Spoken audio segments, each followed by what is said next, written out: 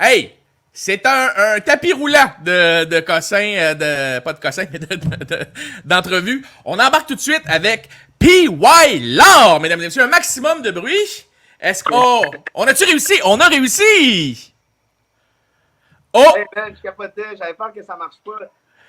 Je suis bien cadré là? Oui, t'es beau! T'es tout le temps beau! T'es tout le temps beau!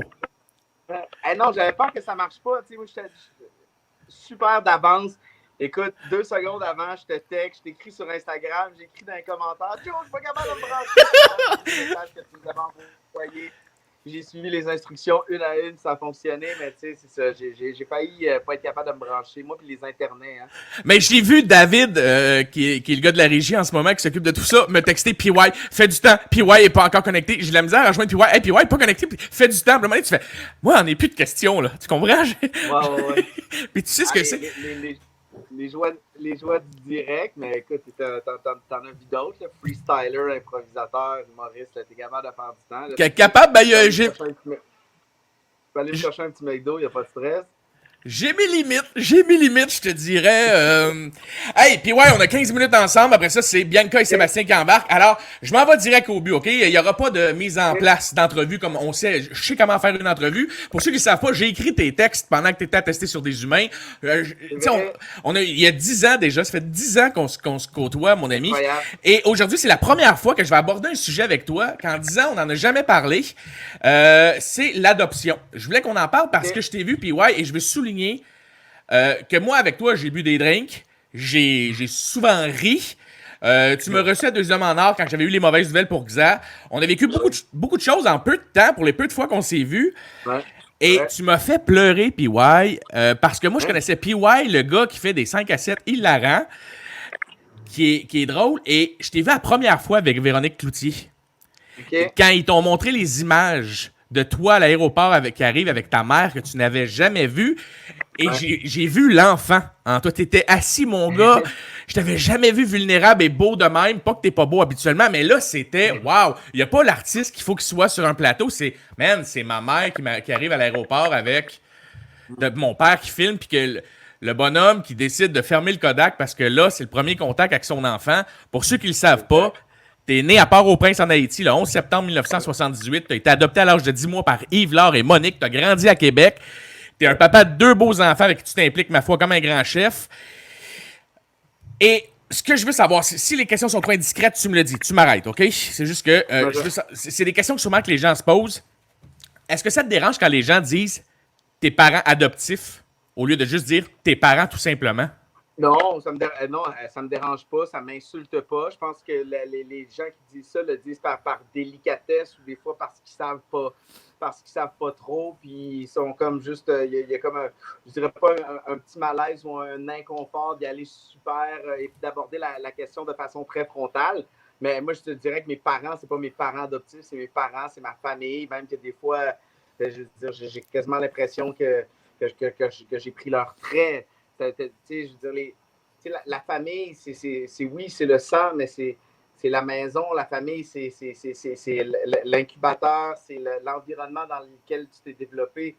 Moi, ils sont allés me chercher tous les souvenirs que j'ai.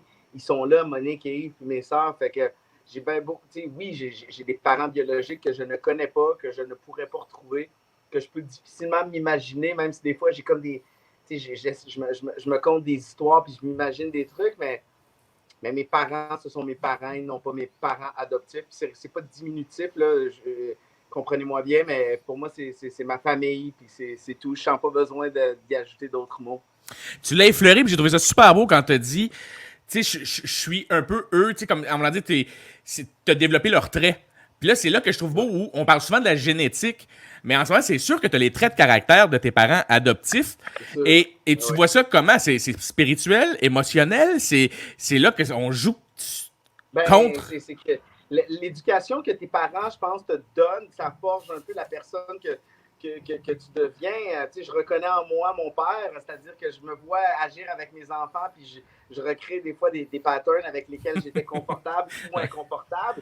Les expressions, la manière de tenir à table, la façon de t'habiller, de faire tes choix, dans ma façon de contester l'autorité ou de chercher une certaine forme d'approbation. Il y a beaucoup de ça qui vient Puis là, écoute, je suis pas en train de m'auto-psychanalyser, mais je présume qu'il y a beaucoup de ça qui provient de l'héritage de mes parents.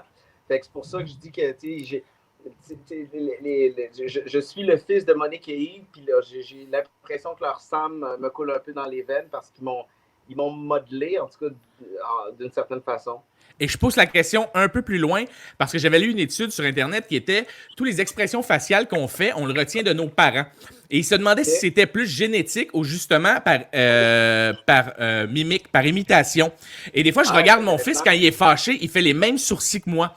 Et je me disais, toi, ça t'arrive-tu des fois, quand t'es fâché, de faire je fais la même face que mon père adoptif, qui est dans le fond, c'est pas génétique parce que ton visage l'imite sûrement? Oui, probablement. Au niveau des faciales, des mimiques faciales, je ne sais pas, mais certainement dans les expressions, puis des fois dans le comportement, puis dans la spontanéité, puis dans les réflexions, il y a une bonne partie d'eux autres là-dedans. Puis, mais c'est une bonne question. Ça ferait un bon test à tester sur des humains. Oui, vraiment. On aurait pu développer ça ensemble. Et as-tu déjà, et pour conclure le sujet de l'adoption, as-tu déjà ressenti le besoin de retrouver tes parents biologiques ou pas du tout? Ben, ce serait difficile. Fait que je ne sais pas si c'est par crainte de ne rien retrouver. Tu sais, j'ai des documents de l'orphelinat où j'ai été déposé à l'époque.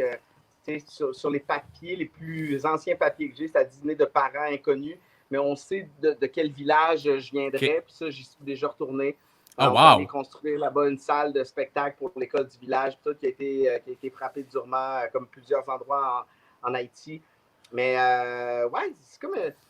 c'est pas tant. Ben oui, c'est une quête. Ce serait une quête d'individu, mais c'est aussi comme une espèce de quête identitaire. Puis j'imagine que tous les gens qui sont adoptés à un moment donné doivent vivre ça à une différente intensité ou tout dépendant du moment dans leur vie. Mais tu sais, je veux dire, moi, je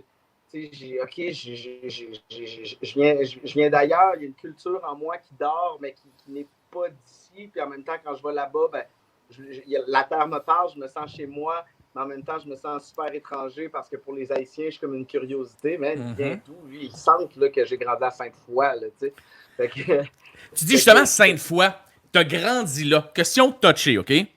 Comme gars de Québec, PY, permets-tu à tes enfants d'écouter la radio poubelle? En fait, ben, je veux dire, mes enfants écoutent, non. Ben, t'entends par là des radios parlées de Québec qui sont... Les plus trash, mettons, là. Les radios d'opinion, non, ça joue pas. Ben, même moi, j'écoute pas ça. T'es pas un gars qui a jamais grandi avec ça. C'était juste une parenthèse niaiseuse de gars de Québec que je me disais, non, on va sortir de l'adoption avec ça. On écoute des podcasts, je leur fais écouter de la musique, puis tout ça, puis ils feront leur choix lorsqu'ils seront en âge de le faire, mais c'est vraiment pas, tu sais, la radio talk musclée, c'est pas les genres de vibrations dont on a besoin à la maison. Là, je te dirais que c'est tout le contraire. Et justement, on s'en va là sur ta vibration, ta vibe. Moi, je t'avais déjà écrit pendant que toi, j'ai écrit à Étienne Boulay aussi, j'avais écrit à une couple d'amis de papa pendant que j'étais à l'hôpital avec Xavier pour vous dire, asti que vous êtes beau avec vos enfants. Puis moi, au contraire, pendant que mon kid était malade, j'enviais pas ceux qui étaient en dehors en train de faire des activités parce que je me disais, tu sais, c'est pas qui continuent. Et toi, tu voyages avec tes enfants, tu fais plein d'activités avec tes enfants. Mon Dieu, tu les inclus dans tout ce que tu fais. On a justement des photos de toi que David peut mettre, que tu m'as envoyé. Moi, je vous trouve magnifique. Est-ce que tu te considères de cette paternité-là de 2.0 super impliquée avec ses enfants, qui les voit pas comme un fardeau, mais qui les voit vraiment comme je veux vous faire découvrir le monde, je vous fais voyager? Ben, écoute, moi, je les aime d'un amour infini, puis je veux être là. Tu sais, ceci dit, les médias sociaux, tu sais, pas que c'est de la mise en scène, là, tu sais, les photos que tu vois là, c'est bien réel, puis tout ça, mais tu sais, je veux dire, je suis un père qui fait son possible avec un rythme de vie qui est quand même qui a été assez effréné dans les dernières années. Fait que, tu sais, on dirait que la pandémie, puis d'être passé 3 mois à la maison, puis d'être là, puis d'avoir du temps élastique étiré avec eux autres, ça m'a fait un grand bien. Puis je me suis dit, mon Dieu, ils m'ont manqué. Tu sais, là, ces jours-ci, là, je suis à Montréal, à l'appart, mais ces dernières semaines, je vais porter le matin en vélo à l'école. Des fois, je vais rechercher le midi, j'y retourne après le dîner, je suis à la maison, j'arrose la pelouse, je vois mes enfants. C'est pas toujours rose. Des fois, je veux dire, après 3 mois, là, je suis plus capable de les sentir. J'avais 3 mois qu'ils recommencent l'école. Là, ce qui était beau était quasiment en train de devenir un cauchemar. Mais oui, pour moi, c'est la famille. Mes enfants sont des compagnons. j'aime les regarder découvrir le monde. J'aime être témoin de ces petites boules-là qui font l'expérience de la vie, qui font des bons coups, qui en font des mauvais, qui découvrent à travers leur joie, à travers leur tristesse. Je suis témoin de leurs apprentissages. Puis, qu'est-ce que je trouve ça beau, un enfant qui est émerveillé, qui découvre. Ouais. Et c'est ce qui te rend le plus fier de les voir curieux? C'est-tu ta plus grande fierté d'avoir fait 2 êtres curieux? Oui, curieux, drôle aussi. Puis ça arrive tôt, le sens de l'humour d'un enfant. Là, dès qu'il réalise qu'il est capable de générer des rires chez un adulte, puis qu'il fait tel son, puis que ça fait rire tout le monde, il le refait. Ah ouais. Fait que ça me rend fier de voir mes enfants curieux, qui posent des questions, puis qui sont aussi très cabotins, sont très niaiseux. Puis j'aime les gens niaiseux, qui sont capables de...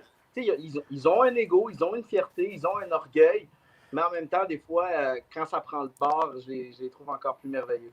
Mais moi, PY, comme j'ai dit tantôt à Marie-Soleil, moi je trouvais ça magnifique. Je les ai invités parce que c'est une famille reconstituée qui n'a jamais eu de chicane en 6 ans avec les ex et tout. Puis j'aimais beaucoup leur façon de voir la famille. Toi, de l'autre côté, je trouve ça magnifique comment tu les impliques. T'es tellement quelqu'un d'occupé parce que je sais que tu produisais pendant un bout de temps. Il y avait un livre de cocktails. Tu fais ci, tu fais ça. T'es partout, mon gars, man. T'es tellement partout. Et pourtant, tu prends le temps de passer du beau temps avec tes enfants puis t'es impliques. Tu sais, moi, de te voir faire du beat sur Internet puis de voir un enfant sauter sur le divan derrière, je trouve ça magnifique. Tu lui diras jamais, hey, arrête, papa est occupé. Jamais. Tu sais, je trouve ça beau des impliqués puis t'es un beau modèle, mon gars, man. Continue comme ça puis je suis sûr que t'inspires plein d'autres mondes. Écoute, ça fait du bien d'entendre ça, tu sais. Ceci dit, c'est ça. Des fois, c'est ça. J'ai en tant que parent aussi. Puis ça fait partie de l'apprentissage. À un moment donné, c'est ciblé, ce sur quoi on doit travailler, ce qu'on peut améliorer, notre écoute, notre sensibilité. Je trouve que l'enfance, bon, c'est quelque chose, on a tous nos défis, mais là, tu vois, mon fils, il arrive à 10 ans, je vois le début de l'adolescence qui commence à se pointer. Puis je suis comme, oh ouais, hein? Ah ouais. Je pensais que c'était réglé, moi, avoir des enfants, ça va bien, peut-être à boîte à lunch, ah ouais, la Nintendo Switch, là, je suis comme, OK, la vraie game, elle commence, là. Est-ce que je vais être à la hauteur? Est-ce qu'il va refaire sortir en moi le petit délinquant? Je vais-tu bien gérer ça? Tu sais, je suis comme, wow! C'est fou, hein, cette facette-là qu'on découvre, comme moi, Xavier a 11 ans. Et j'ai pas eu Terrible 2 avec. Mon deuxième, j'ai un Terrible 2 incroyable avec. Et là, avec Zach, j'avais rien eu tout le temps. Un fleuve tranquille. Il y a eu la maladie qui est extrêmement rough. Mais même là, on déconnait à l'hôpital ensemble. Et là, 11 ans, on joue au basket l'autre fois. Et je fais un switch. Je l'ai one shot, ça touche pas l'anneau. Puis elle est pas rentrée. J'ai dit, Xavier, tu l'as pas vu. Elle switch, mon gars. Puis elle est pas rentrée. J'ai dit, Xavier, elle est rentrée, tu l'as pas vu. Habituellement, il m'aurait dit, ah, excuse-moi, je l'ai pas vu. Hey, mon gars, jusqu'à l'embrailler, à me crier, toi, faut tout le temps t'as raison, hein? Pas capable d'avouer que là, j'étais, hey, tu te calmes. Il dit, parle-moi même plus, regarde-moi même plus. Puis là, il est parti, puis j'ai regardé ma blonde, j'ai fait, ça commence. C'était une partie de basket. Moi, je pensais que tout était réglé, là. Je pensais que moi, je me disais, ceux qui ont des troubles avec leurs adolescents, ça doit être quelques petites affaires t'as échappé en chemin. Pas en tout, mon gars, c'était un autre enfant. Prépare-toi, puis ouais, ça s'en vient. Je dois te laisser, j'ai Seb puis Bianca qui s'en viennent tout de suite après. Merci, puis ouais. Format familial, ça fait 6 ans que tu fais ça. Oui, attendez, je vais vous montrer mes 17 Gémeaux. Hey, puis ouais, je t'aime fort, j'ai hâte de te recroiser. Moi aussi. Bonne fin de journée, merci d'avoir participé. Hey, salut à ta blonde, salut à ton gars, salut à toute la gang. Merci à tous ceux et celles qui suivent le live. Joe, écoute, mon Dieu, je me sens mal parce que tu étais concentré sur moi, tu me bombardais de questions. Mais c'est ça qu'il faut, c'est ça qu'il faut. L'amour que tu portes à ton fils, puis l'amour que tu portes à ton nid familial, puis tout ça, c'est super inspirant. C'est pas pour rien qu'ils t'ont choisi comme porte-parole. Hey, merci. T'es très gentil. Salut, je t'embrasse fort. Ciao, mon ami. Ce gars-là est incroyable aussi. Allez le suivre sur les réseaux sociaux. Vous allez voir, il fait des 5 à 7 vraiment drôles. Il était cœurant comme DJ, ce gars-là. Je savais pas qu'il était aussi bon DJ. Et ses enfants sont hilarants. Ils sont tout le temps en train de déconner puis se costumer en arrière. Je trouve ça magnifique.